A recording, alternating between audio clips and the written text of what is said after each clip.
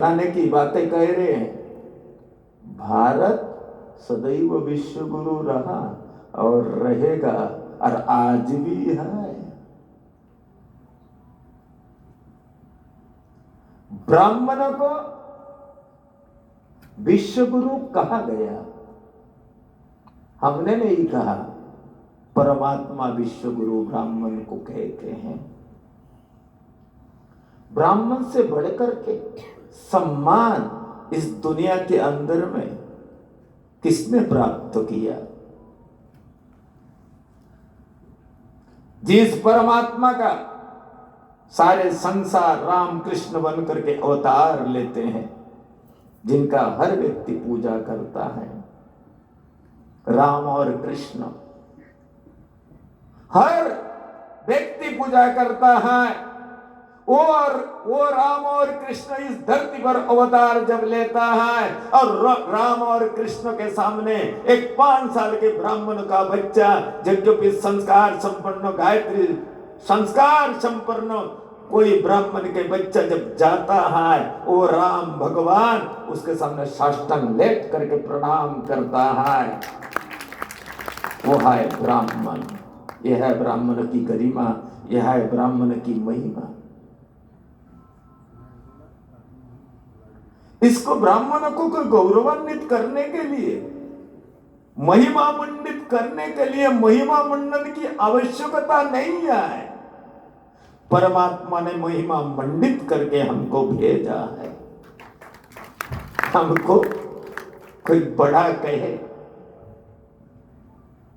उसके बड़ा कहने से हम बड़े नहीं हैं, हम बड़े ही हैं। हम बड़े पैदा हुए, बड़े हैं, आगे भी बड़े रहेंगे। जब तक इस धरती रहेगा, ब्राह्मण की सत्ता को कोई मिटा सकता नहीं है। जिस दिन ब्राह्मणों की सत्ता मिट जाएगा, उस दिन धरती धरती नहीं रहेगी। उस दिन ना सभ्यता रहेगा, ना संस्कार रहेगा, ना संस्कृति रहेगी। हमारे पूर्व वक्ताओं ने बहुत सारे विषयों को उठाया। ब्राह्मणों को मदद, ब्राह्मणों को गरीब और ब्राह्मणों को, अरे भाई,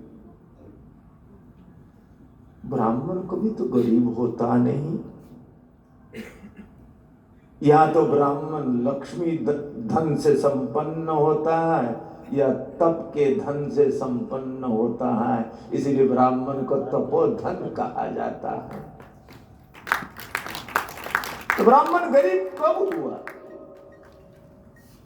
एक सुदामा जैसे ब्राह्मण, फटे धोती गायत्री के तप से संपन्न ब्राह्मण सुदामा, फटे हुए धोती, जूता पैर में नहीं है, सिर पर पगड़ी भी नहीं है, तन पर कपड़ा भी नहीं है। जब द्वारिकाधीश भगवान श्री कृष्ण अनंत कोटि ब्रह्मांड के स्वामी उनके द्वार पर उपस्थित होते हैं, समाचार पूछो द्वारपाल ने, आप? बोले हम भगवान का मित्र है। आप मित्र हैं? वो तो राजाधिराज हैं, आपके कपड़ा भी फटा है, पैर में जूती भी नहीं है, आप भगवान के मित्र हो?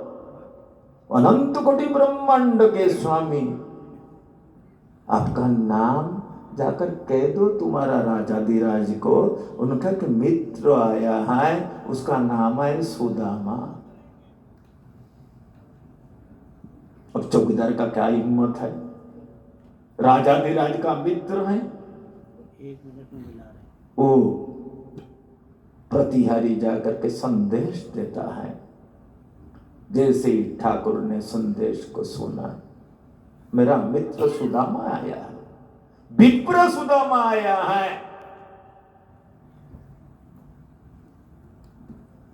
एक एक उड़ जाते हैं सिंहासन से, दौड़ पड़ते हैं। ठाकुर जी का दुपट्टा किधर घिरा और आभूषण किधर घिरा, आता पाता नहीं है। इतने प्रसन्न होकर के उस विप्र ब्राह्मण सुदामा से मिलने के लिए दौड़ पड़ते हैं और जाकर के धूल में नीचे उस ब्राह्मण को साष्टांग प्रणाम करते हैं। कोई रेड कारपेट बिछा हुआ नहीं था। साष्टांग प्रणाम करते हैं, गले लगाते हैं, उठा हाथ पकड़ करके लाते हैं आदर के साथ, और अपनी राजाधिराज के सिंहासन पर वो फटे कपड़े वाले विप्र को बैठाते हैं, और स्वयं नीचे बैठ करके चांदी के पात्र में उस विप्र का पैर धोते हैं, पैर धोते हैं, एक एक करके कांटाओं को चूनते हैं। यदि धन से ही ब्राह्मण का सम्मान होता तो सुदामा का सम्मान कभी नहीं होता।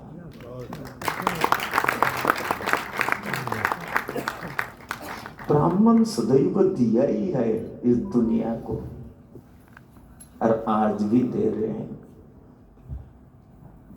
अरे कुछ नहीं है तो ब्राह्मण आशीर्वाद देता है ना, जो देता है बड़ा होता है, जो देता है वो देवता होता है। आप या ब्राह्मण समाज बैठे हुए हैं, ब्राह्मण ब्राह्मणी से पैदा हुए तो ब्राह्मण ही है, और ब्राह्मण है तो देवता है, इसमें कोई संदेह नहीं है। एक तकमा किसी ने हमको नहीं दिया, हम लेकर के पैदा हुए, हम लेकर के पैदा हुए अधिकार को, हमको किससे लेने की आवश्यकता नहीं है। तुम ब्राह्मणों का इज्जत ना करो, क्या फर्क पड़े, एक दिन आएगा तुमको कोई नहीं पूछेगा। और तुमने ब्राह्मणों का इज्जत किया तो समाज में तुम्हारा प्रतिष्ठा जरूर होगी। आज भी आप जब तब नहीं करते भलाई, ब्राह्मण है, यदि आपके मुंह से किसी के लिए शुभाशिष निकल गया, बेटा तू खुश हो जा, उसके बात कभी काटने का सामर्थ्य तो परमात्मा में नहीं होता है। और यदि दुराशिष निकल गया तो उसके संकट से बचाने के लिए सामर्थ्य उस परमात्मा में नहीं होता है। एक ब्राह्मण, छोटा सा बालक, महर्षि भिवांडक के पुत्र, एक राजा आया, और राजा ने आकर के सड़े हुए मरे हुए सर्प उस गले में डाल दिया। छोटा सा ब्राह्मण, छोटा सा बालक जब आया, ध्यानस्थ थे, उनको पता भी नहीं था, जब देखा पिता का गले में मरे हुए सर्प पड़ा हुआ है, दुर्गंध मार रहा है, बड़े दुखी हो गए। हमारे पिता का अपमान, हमारे पिता का अपमान, ये तो किसी का कोई अनिष्ट नहीं चाहते हैं, किसी का अकल्याण नहीं चाहते हैं, सबकी मंगल कामना के लिए सब कुछ त्याग दे करके जंगल में बैठ करके तप करते हैं, कोई भेदभाव नहीं रखते हैं, मानव मात्र के कल्याण के लिए काम करते हैं, और मानव मात्र के कल्याण के लिए दिन भर गायत्री की आराधना करते हैं। ऐसे मेरे पिता का अपमान उस बालक का मुझसे निकल गया, दुख भरी उद्गार निकल गया, वो शाप बन गया। अरे जिस मूर्ख ने ये धर्मावतार मेरे पिता का अपमान किया, सांप पहना करके, ये 7 दिन के अंदर में यही सांप जिंदा हो करके और उसको काटेगा। भगवान सुखदेव उस राजा को भागवत जैसे महापुराण सुनाते हैं, उसको मोक्ष मिल जाता है उस राजा को, परंतु ब्राह्मण के बात को झुठलाने की क्षमता उस भागवत में भी नहीं था, ना भगवान में नहीं था। ये है ब्राह्मणों की प्रतिष्ठा, ये है ब्राह्मणों की प्रतिष्ठा। इस प्रतिष्ठा को हम लेकर के पैदा हुए हैं, ये किसी ने हमको दिया नहीं है। हम उस ब्रह्म के तेजोभाग से उत्पन्न हुए हैं। हम ब्रह्म के तेजो भाग से उत्पन्न हुए, उस ज्ञान से उत्पन्न हुए, उस ब्रह्म ज्ञान से उत्पन्न हुए।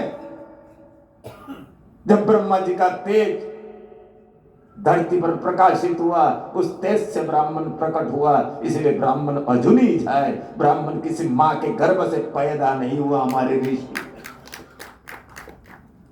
इसीलिए जब ब्राह्मणों के किसी के मां के गर्भ से पैदा होता है वो जीव होता है।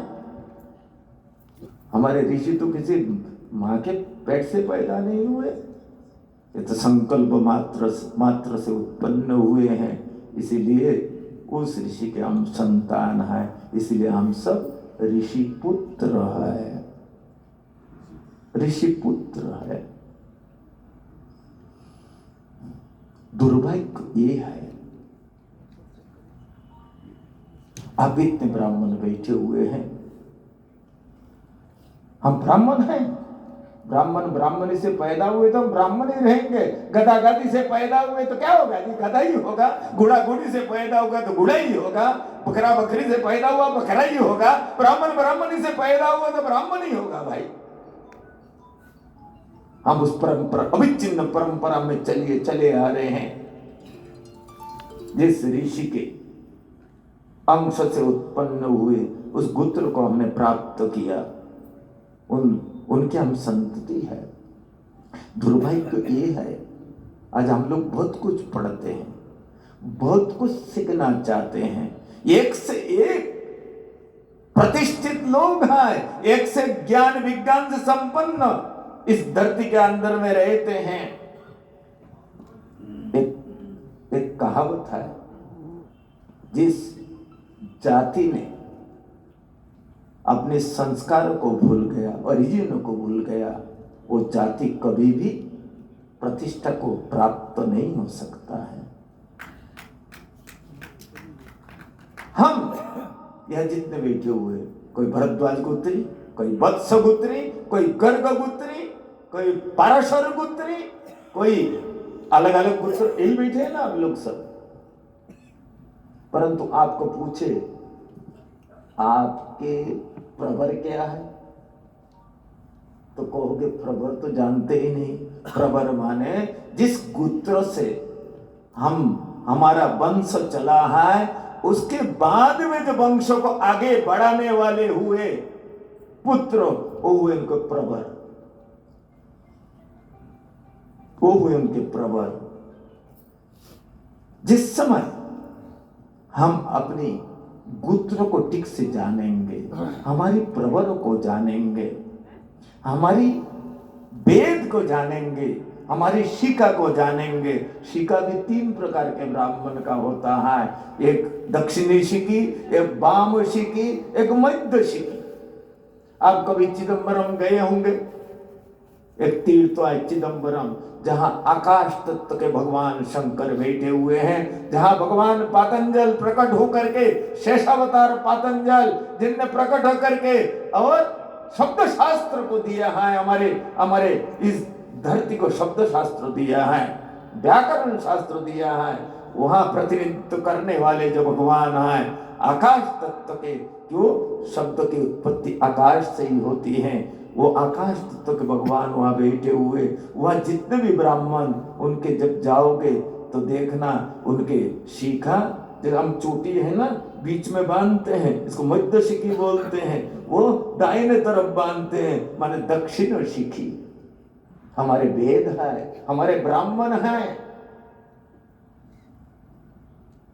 हम सब कुछ पढ़ते हैं। किस लिए पढ़ते हैं? इसलिए पढ़ते हैं हमारा पेट भर जाए, हमको धन मिल जाए।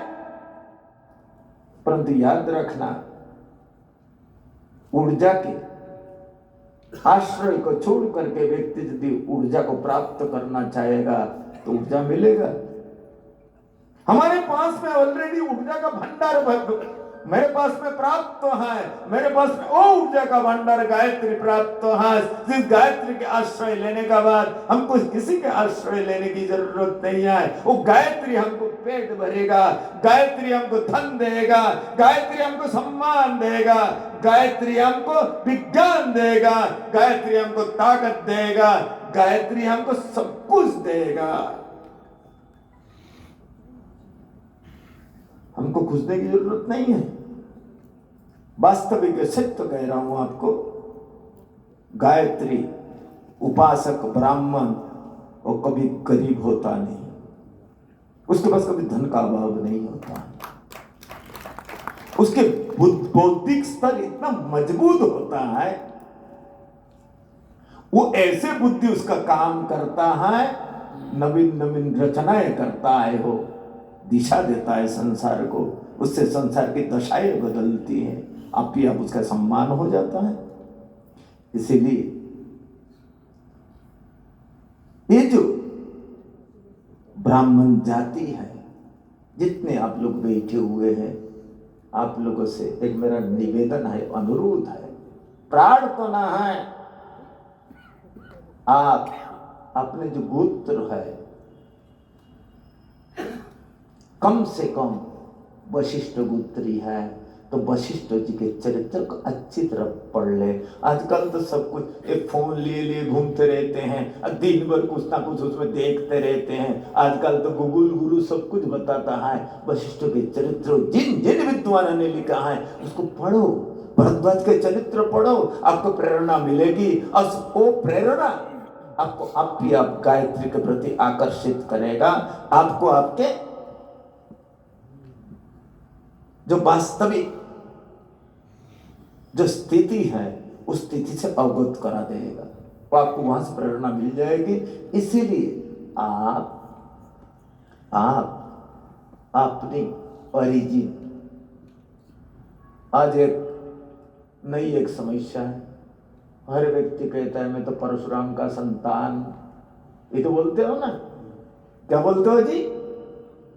हाँ, वंशज है परशुराम की वंशज है, परशुराम वंशज है। आपका गोत्र क्या है जी? उपमन्यु। उपमन्यु।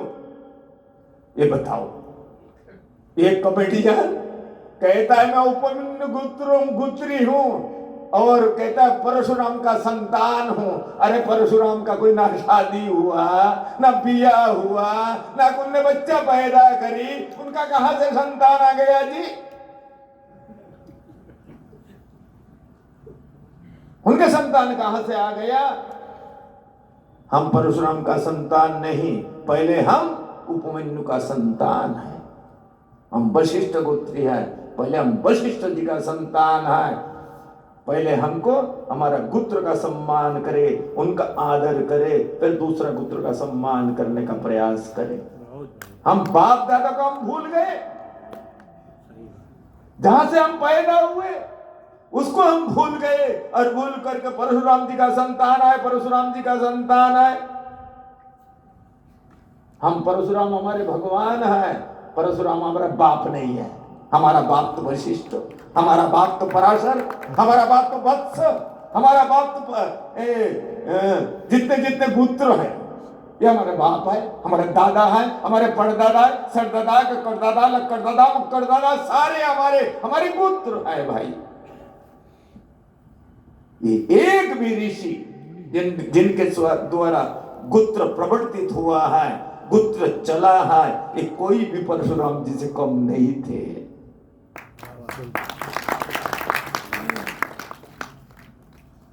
कोई भी परशुराम से कम नहीं थे। एक भी ऋषि के चरित्र को उठा करके देखो। मेरे बात बुरी लग रही है शायद, हैं? नहीं सर, तो चूट कर दिया मैंने कॉमेडियन को। हाँ? नहीं महाराज, हमसे हाथ जोड़ करके आप ब्राह्मण देवता, मैं ब्राह्मणों को देवता ही कहता हूं और मानता हूं, दिल से ब्राह्मणों को देवता मानता हूं और उसी नजरिए से देखता हूं। मैं किसी ब्राह्मण का अपमान करना नहीं चाहता हूं, ना आज तक मैंने किया है, मेरे को कोई गाली दे दिया, फिर भी उस ब्राह्मण को मैं तिरस्कार करने की इच्छा कभी नहीं रखा। ब्राह्मण पूज्य होता है। जिस ब्राह्मण को ठाकुर ने पूजा है, उस ब्राह्मण को ब्राह्मण होकर के यदि नहीं पूछता है, इससे बढ़कर के दुर्भाग्य को क्या हो सकता है। रामकृष्ण ने जिनकी पूजा करी, उस ब्राह्मण का पूजा क्या शर्म है। ब्राह्मण पूज्य होता है, वो सम्मान का पात्र होता है, उसका सम्मान करना ही पड़ेगा। और जिस व्यक्ति ने जीवन में ये धारणा बना लिया ब्राह्मण और गौ का पूजा करेंगे, कि वो ब्राह्मण और गौ दोनों तो एक ही जाति के हैं। एकेषु मंत्र दृष्टेतु तिष्ठति अन्येषु तिष्ठतु तद्धवि। एक में मंत्र रहता है मुंह में, और दूसरा में हवि रहता है। दोनों के बिना इस सृष्टि को पोषण करने के लिए और कोई रास्ता है ही नहीं। अब हवन करोगे, हवि चाहिए, हवि कौन देगा? गौमाता। इसलिए ब्राह्मण और गाय दोनों के जाति एक ही है। महर्षि चैवन प्रयाग में तप कर रहे थे, जल समाधि में थे, अनेकों वर्ष बीत गए। मल्लाओं ने वो क्या नाम, जाल में पकड़ लिया। उनने समझा मल्लाओं ने आज बड़ा भारी मछली मिला है, आज बहुत पैसा मिलेगा। तो ऊपर आए, देखे तो कोई इंसान है। थोड़ा देर बाद गर्मी उर्मी लगी, धूप, तो महर्षि चैवन में चेतना आया। महर्षि चैवन भृगुपुत्री ब्राह्मण, महर्षि भृगु के प्रथम पुत्र महर्षि चैवन। ऐसे उनने गायत्री उपासना करी, 80,000 वर्ष जन्म लिया। 5 वर्ष से यज्ञोपवीत संस्कार हुआ, 7 वर्ष से उनने गायत्री आराधना आरंभ करी। और आराधना आरंभ करके 80,000 वर्ष तक उनको पता ही नहीं था, शरीर में बम भी जम गया, केवल गायत्री जपा, गायत्री जपा। और गायत्री के प्रभाव से क्या हुआ, उनने आयुर्वेद शास्त्र को सारे दुनिया को दिया, आयुर्विज्ञान को दिया। वो जाना, कभी उनने परवाह नहीं किया। बोले हमको सुख सुविधा प्रतिष्ठा मौज मस्ती चाहिए, ये ब्राह्मण का स्वरूप रहा है भाई।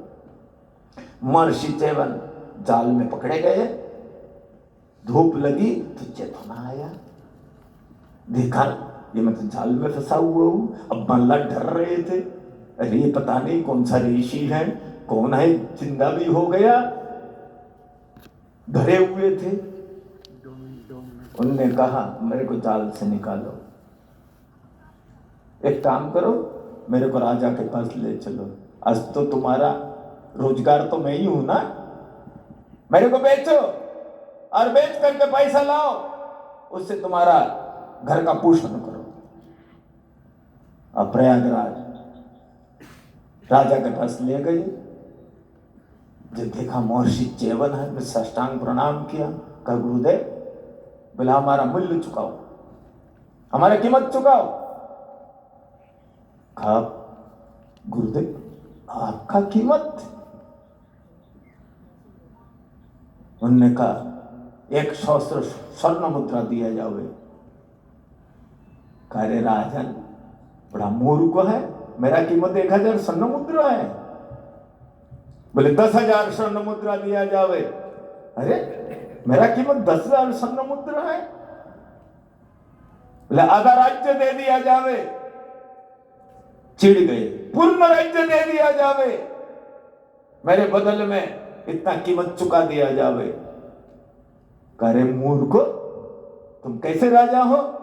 मेरा कीमत इस राज्य से धरती से होगा? मेरा ये सम्मान है, तुम हमारा सम्मान कर रहे हो या अपमान कर रहे हो? अब उनके पास उनने सब कुछ दे दिया। अब सोचने लगे मैं तो क्या, मेरे पास तो इसके अतिरिक्त तो अभी कुछ भी नहीं है। राजा के पास और क्या होता है? धन होता है, सत्ता होता है, शक्ति होती है, परंतु ब्राह्मण के पास तो बहुत कुछ होता है ना। तो उन्हें हाथ जोड़ करके निवेदन किया, गुरुदेव आपके मूल्य क्या आवश्यकता है, मुझको समझ में नहीं आ रहा है। बोले मेरा मूल्य एक गौ हो सकता है, इसलिए गौ ला करके इन मल्लाह को दे दो। इसीलिए ब्राह्मण का कोई मूल्य नहीं होता है। ब्राह्मण की प्रतिष्ठा, इज्जत, इनका कोई मूल्यांकन नहीं कर सकता है। ब्राह्मणों ने सदैव त्याग किया है, त्याग ही त्याग किया है, कभी भोग करने की इच्छा नहीं रखा। वो जानते थे भोग बंधन के कारण है, यदि भोग में आसक्त हो गए तो मेरा जीवन अमंगलमय हो जाएगा। इसीलिए उनके पास ताकत शक्ति होते हुए, आप सब विद्वान लोग हैं, ये ब्राह्मण समाज, कानपुर के ब्राह्मण ये तो बड़े अलौकिक होते हैं। महर्षि भरद्वाज के चरित्र को उठा करके देखो, ये कितने भरद्वाज गुत्री बैठे होंगे, ये भरद्वाज गुत्री, अरे राम राम, कितने भरद्वाज को। वो देखो राजन शुक्ला आए हो फतेहपुर से, इस यज्ञ के जजमान है भाई, वो देखो राजन शुक्ला, बड़े नेता, वाह, एक कांग्रेस के नेता है। एक दिन फतेहपुर में सभा करी मैंने, सारे कांग्रेसी, बीजेपी, समाजवादी सब इकट्ठा हो गए। तो राजन शुक्ला खड़ा होकर क्या बोले, बोले देखो भाई, हम राजनीति करते हैं, ये समाज का विषय है, परंतु इस समय हम ब्राह्मण समाज में इकट्ठा हुए हैं। या कोई नेता, कोई राजनीति नहीं है, या तो धर्म नीति, यहाँ सब हम एक परिवार है, एक ब्राह्मण है, इसके अतिरिक्त तो मेरा कोई और पहचान नहीं है। इस यज्ञ में अनेकों जजमान है, ये जजमान बैठे हुए, तिलक शर्मा जजमान, वो ये जजमान बन गए, क्या नाम, रामजी त्रिपाठी, वो बन पाता है। ये मौका है, 200 जजमान बनेंगे, जिनको 100 गायत्री पुरुष, 100 गायत्री पुरुष चरण का संकल्प करेंगे। इससे बढ़ करके आपके जीवन में इस सौभाग्य क्या हो सकता है। ब्राह्मण के लिए 100 गायत्री पुरुष चरण का संकल्प, उसका फल।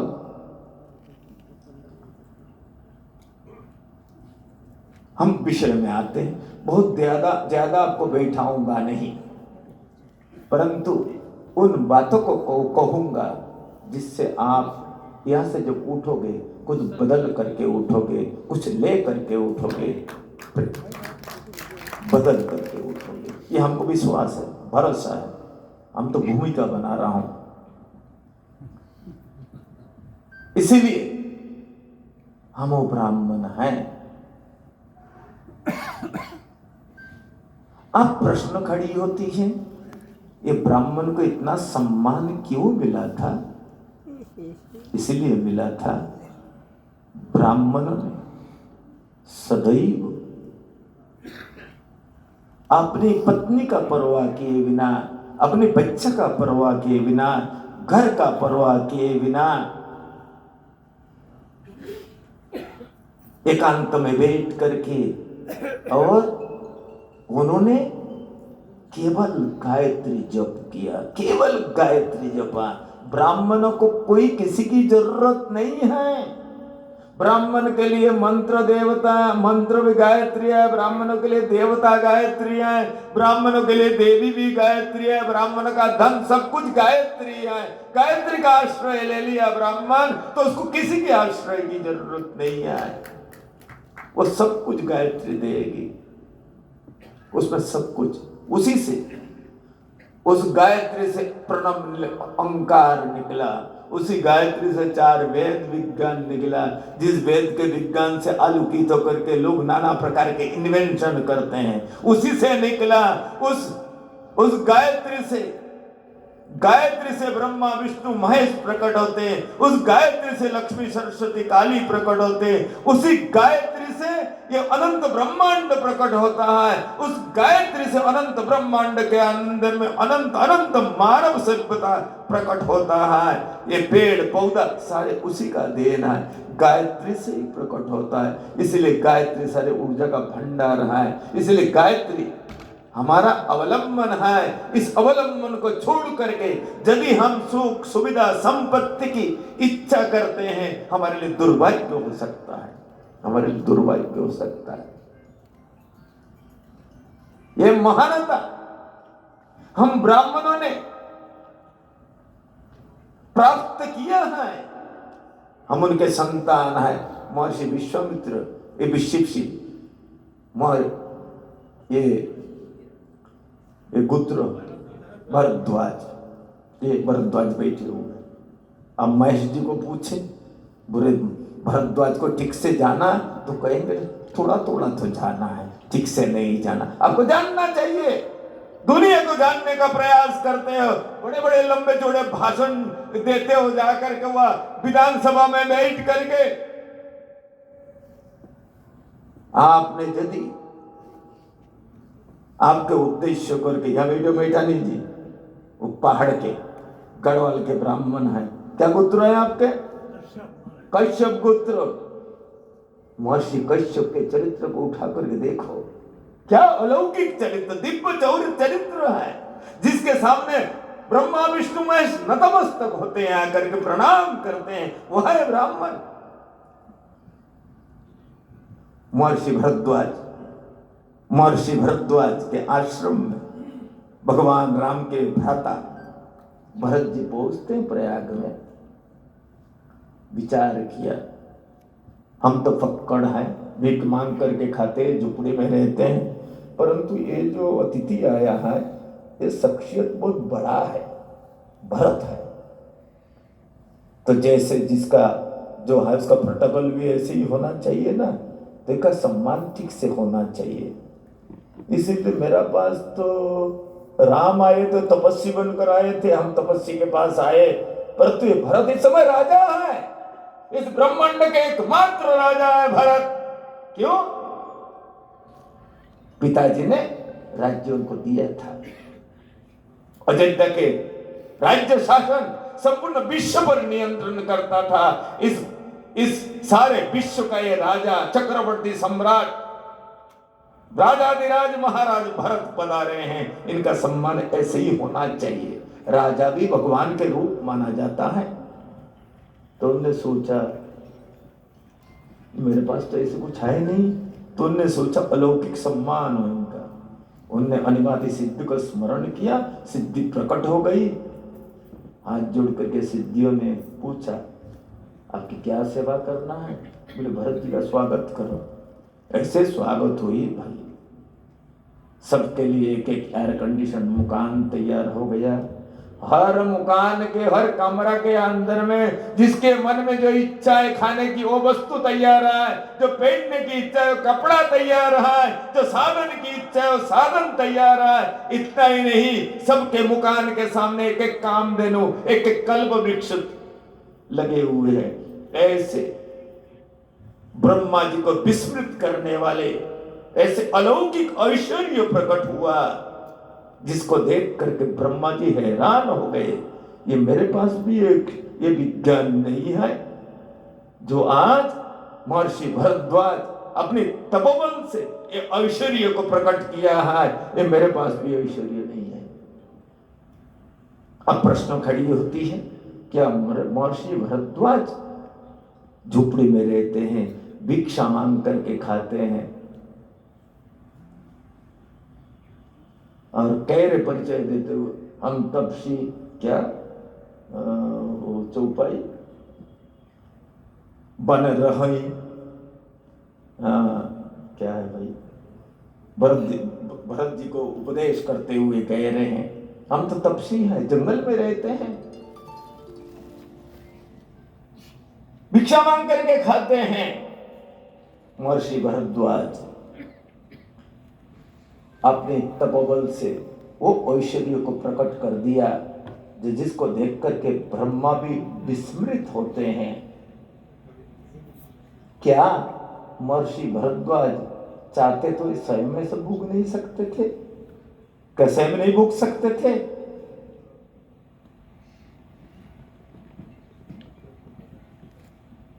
परंतु जानते थे यही तो बंधन है, इस बंधन में हमको आसक्त नहीं होना है। इसीलिए शक्ति सामर्थ्य सब कुछ होते हुए भी इन भूख के वस्तुओं को कभी अपनाने का प्रयास नहीं किया, केवल समाज को देने का प्रयास किया। ये ब्राह्मणों का चरित्र रहा है, सदैव दिया है ब्राह्मणों ने। आज हवाई जहाज उड़ा रहे हो, ये महर्षि कर्दम का ही तो देन है ना। हवाई जहाज का विज्ञान पहले बार इस धरती पर यदि प्रत्यक्ष रूप से सामने प्रकट किया तो महर्षि कर्दम ने प्रकट किया। यद्यपि ये विज्ञान को पहले जाना था महर्षि भरद्वाज ने, सामवेदी ब्राह्मण महर्षि भरद्वाज ने इस ये को जाना था। उस महर्षि भरद्वाज से महर्षि कर्दम ने इस विज्ञान को जाना था, और महर्षि कर्दम ने इस विश्व सृष्टि के अंदर में प्रथम बार हवाई जहाज उड़ा करके दिखाया। बोले ये है हवाई जहाज चलाने का तरीका और तौर तरीका विज्ञान। भगवान भी प्रकट होते हैं इस धरती पर राम और कृष्ण बन करके।